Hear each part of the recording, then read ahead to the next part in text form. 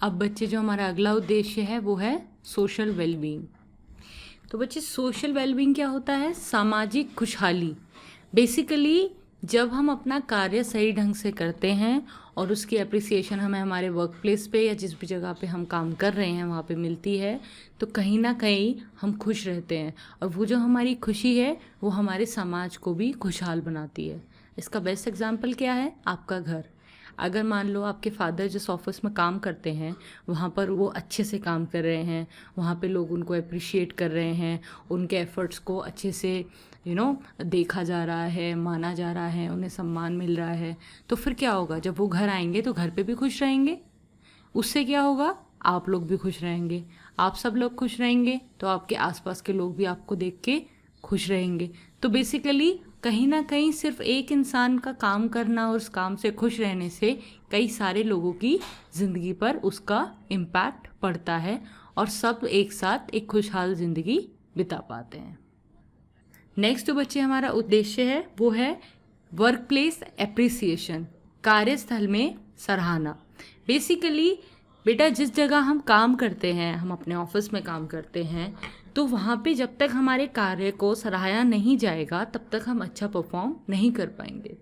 अगर आपने बॉसेस के बारे में पढ़ा हो थोड़ा बहुत, तो उसमें ये कहा जाता है कि एक अच्छा बॉस वो होता है जो अपने एम्प्लॉयज़ को टाइम टू टाइम अप्रिशिएट करे। और वो अप्रिशिएट करने के तरीके क्या होते हैं? उसे time to time very good बोले, उनके काम की तारीफ़ करे, उनके काम की उनके ही सामने तारीफ़ ना करे, औरों के सामने भी तारीफ़ करे। अगर वो अपना काम जल्दी कर रहे हैं उस बात को नोटिस करें, और अगर वो ये सब चीज़ें अच्छे से भी कर रहे हैं और कभी एक बार वो नहीं कर पाते हैं तो उस चीज़ को भी वो कंसिडर करें। वो देखें कि कोई बात नहीं, अगर हम हर टाइम अच्छा परफॉर्मेंस दे रहे हैं तो हो सकता है कि कभी हमारा परफॉर्मेंस लो भी हो जाए, हो सकता है उसके पीछे हमारी तबीयत ख़राब हो या कोई और, क्या हमारी फैमिली में कोई इश्यूज़ चल रहे हो, तो आपके बॉस को उन सब बातों का भी ध्यान रखने की ज़रूरत है। तो अगर मैं एक ऐसे वर्क प्लेस में काम करूँगी जहाँ पर मेरे काम को सराहाया जाएगा तो ऑब्वियसली बेटा मैं अपना 100% दूंगी। मैं कोशिश करूँगी कि अपने कार्य में सुधार लाऊं, अच्छे से अच्छे ढंग से अपने कार्य को ख़त्म करूं। तो बच्चे ये पांचों हमारे उद्देश्य हैं कार्य के। तो इससे हमें क्या पता लगता है कि अगर हम अपना कार्य सही ढंग से करते हैं तो हमें ये सब मुनाफे उससे प्राप्त होते हैं। ठीक है बच्चे, अब हम अपनी नेक्स्ट स्लाइड की तरफ बढ़ते हैं। अब बच्चे मैं कुछ कोट्स आपके सामने लाना चाहूँगी। पहला कोट है, work is the oil acting as a lubricant for the society. Basically हम ये कह सकते हैं कि जो हम कार्य कर रहे हैं वो एक ऑयल है जो हमारी सोसाइटी के लिए ल्यूब्रिकेंट की तरह एक्ट कर रहा है। जिसका क्या मतलब है कि मान लो आपकी साइकिल ख़राब हो जाती है, ठीक है, आपकी साइकिल में जो आप साइकिल चला रहे हो तो उसमें आवाज़ आ रही है, तो क्या करता है साइकिल वाला? उसमें तेल डाल देता है, आवाज़ आनी बंद हो जाती है।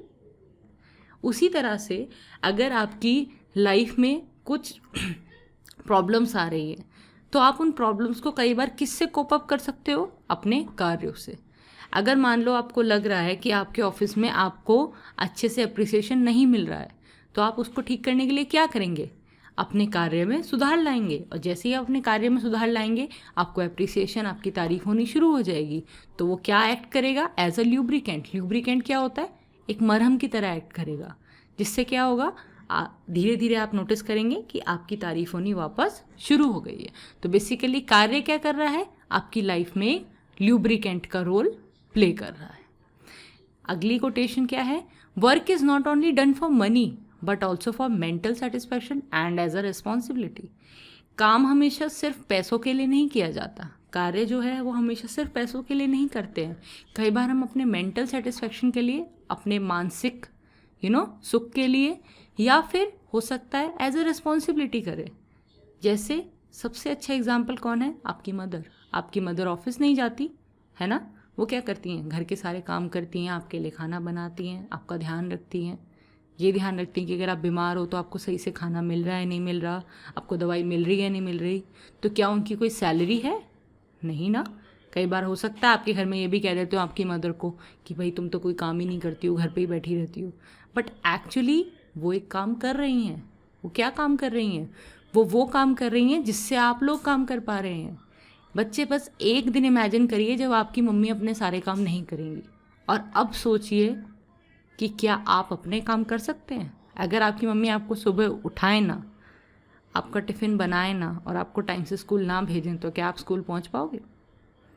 अगर आपकी मम्मी सुबह टाइम से आपके डैड को उठा के उनको ऑफिस ना भेजे, तो क्या वो ऑफिस जा पाएंगे? क्या वो ऑफिस में लंच कर पाएंगे अगर वो लंच आपकी मम्मी ने नहीं बनाया होगा? ऑब्वियसली आप ये कहेंगे मैडम बाहर से लेके खा लेंगे, बट वो तो कोई सोल्यूशन नहीं हुआ ना। तो बेसिकली वो एक कार्य कर रही हैं, और वो कार्य क्यों कर रही हैं? अपने मानसिक सेटिस्फैक्शन के लिए और एज अ रिस्पॉन्सिबिलिटी। उन्हें पता है कि वो ये उनकी जिम्मेदारी है, और ये कर कर उन्हें कहीं ना कहीं एक सुकून मिलता है, इसलिए वो इस कार्य को कर रही हैं। उन्हें इस कार्य करने के पैसे तो नहीं मिल रहे। ठीक है बच्चे, हो सकता होपफुली आपको ये पूरा अच्छे से समझ में आ गया होगा वर्क क्या होता है। मैं बार बार कह रही हूँ बच्चे, कोई भी डाउट होता है आप प्लीज़ कमेंट सेक्शन में लिखिए, आपके सारे डाउट्स को क्लियर करा जाएगा। अब हम नेक्स्ट स्लाइड पे आते हैं। बच्चा नेक्स्ट स्लाइड है हमारी मीनिंगफुल वर्क। अब बच्चे हमने ये पढ़ लिया कि वर्क क्या होता है, तो अब तुम कहोगे मैम वर्क तो पढ़ लिया, अब मैम ये मीनिंगफुल वर्क क्या होता है? बच्चे कार्य तो कुछ भी हो सकता है। मैंने बोला ना, कोई भी ऐसी चीज़ जो एक गोल को अकम्प्लिश करने के लिए की जाए वो कार्य है ना। मेरा गोल है पैसा कमाना, मैं काम कर रही हूँ, और तो वो काम है।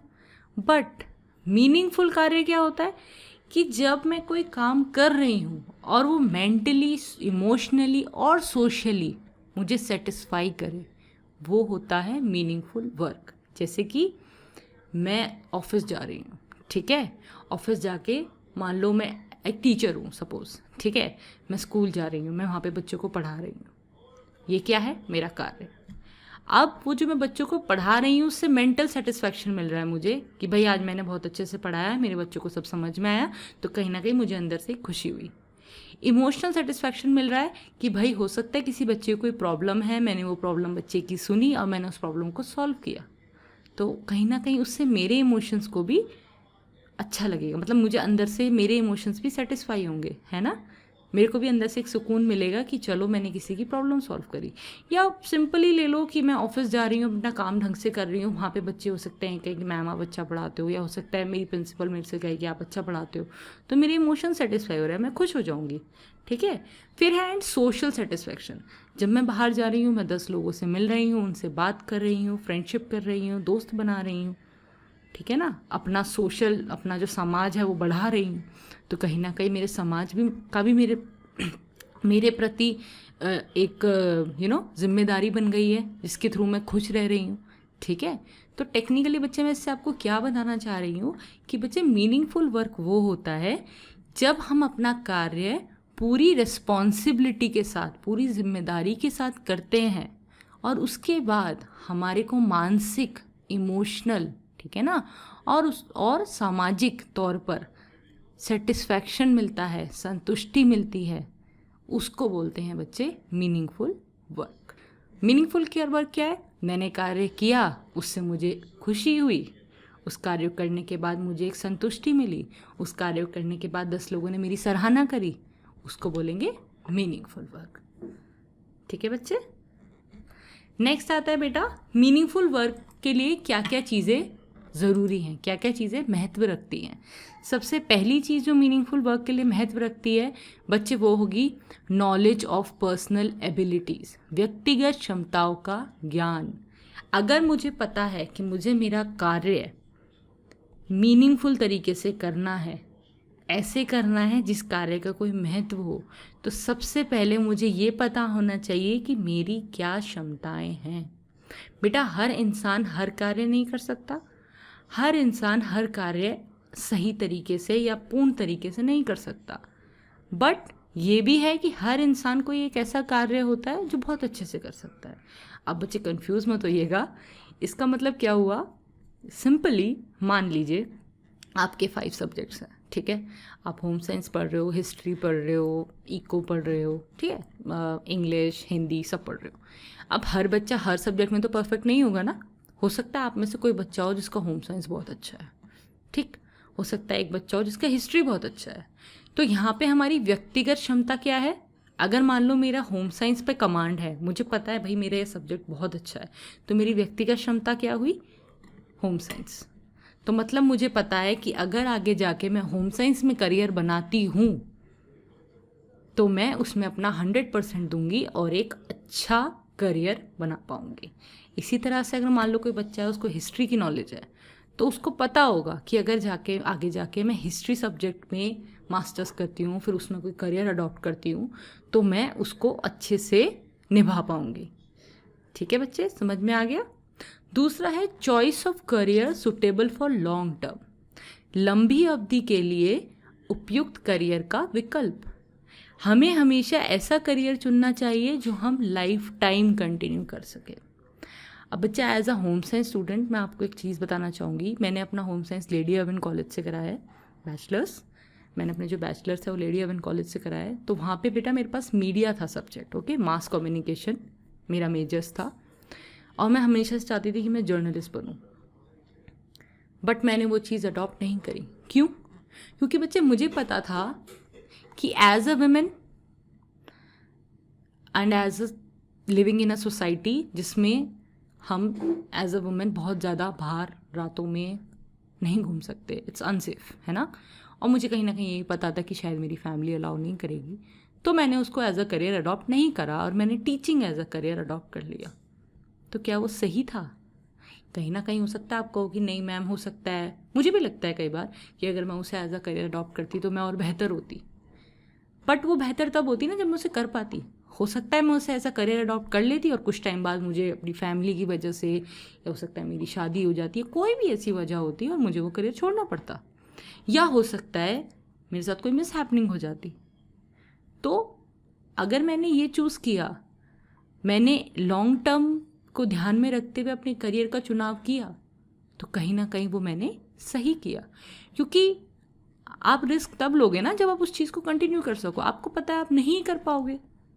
या तो मैं ये सोचती कि भाई मैं सब कुछ छोड़ छाड़ के और मैं सिर्फ अपना करियर ही करूँगी, तो फिर तो मेरी सोसाइटी, सोशल और जो इमोशन सब कुछ हार्म हो गए ना, तो ऐसे करियर का तो कोई फ़ायदा नहीं। तो बेसिकली स्पीकिंग हमें ऐसा करियर अडॉप्ट करना चाहिए जो लॉन्ग टर्म के लिए हमारे लिए सूटेबल हो। ठीक है बच्चे। फिर लास्ट है बच्चा नॉट बोरिंग। ये सबसे इम्पॉर्टेंट है। दिलचस्प होना बहुत ज़रूरी है। वर्ड भी बहुत इंटरेस्टिंग है और इसका महत्व भी बहुत बड़ा है। हम जो भी कार्य करें बेटा वो बहुत इंटरेस्टिंग होना चाहिए। अगर मान लो मुझे आपको पढ़ाने में भी इंटरेस्ट नहीं आ रहा होता, ठीक है, मैं सिर्फ ये एक वीडियो बनाने के लिए करने की कोशिश कर रही होती, या हो सकता है मुझे लग रहा होता कि भाई मुझे तो यूट्यूब पे वीडियो बनानी है, सबको पता है यूट्यूब पे वीडियोज़ आजकल कोरोना के टाइम पे, तो क्वारंटाइन के टाइम पे तो ज़्यादा ही बना रहे हैं लोग, है ना। अगर मैं सिर्फ इस वजह से वीडियो बना रही होती तो हो सकता है धीरे धीरे मेरी जो वीडियो है वो बोरिंग होनी शुरू हो जाती। बट मैं इसलिए नहीं बना रही हूँ। मैं क्यों बना रही हूँ? क्योंकि मुझे होम साइंस सब्जेक्ट से प्यार है। आई लाइक दिस सब्जेक्ट, और मैं इसके बारे में घंटों बोल सकती हूँ। ठीक है ना। तो अगर मैंने इसको एज अ करियर अडॉप्ट करा है तो I think I have made a right choice, क्योंकि मुझे पता है कि आगे मैं कुछ ना कुछ अपनी लाइफ में अच्छा ही करूँगी, और अब तक सक्सेस हो रहा है तो हो सकता है आगे भी सक्सेसफुली रहूँ। तो बच्चे हमेशा ध्यान रखिए कि आपका जो मीनिंगफुल वर्क है वो इन 3 चीज़ों पर डिपेंड करता है। पहली बात तो बच्चे वर्क मीनिंगफुल होना चाहिए। दूसरी चीज़ वो इन 3 चीज़ों पर डिपेंड करता है, तो इन्हें हमें कभी नहीं भूलना है। Knowledge of personal abilities, choice of career suitable for long term, और कभी भी हम जो भी करियर अडॉप्ट करें वो बोरिंग नहीं होना चाहिए, क्योंकि कोई भी चीज़ बच्चे बोरिंग होती है। आपने देखा होगा, मुझे याद है, मैं अपना बचपन का एक इंसिडेंट आपको बता सकती हूँ। जब मैं छोटी थी, अगर मुझे नींद नहीं आती थी, मतलब बहुत छोटी नहीं, 10th में, तो अगर मुझे नींद नहीं आती थी तो मेरी मम्मा मुझसे कहती थी बच्चे इको की बुक खोल ले।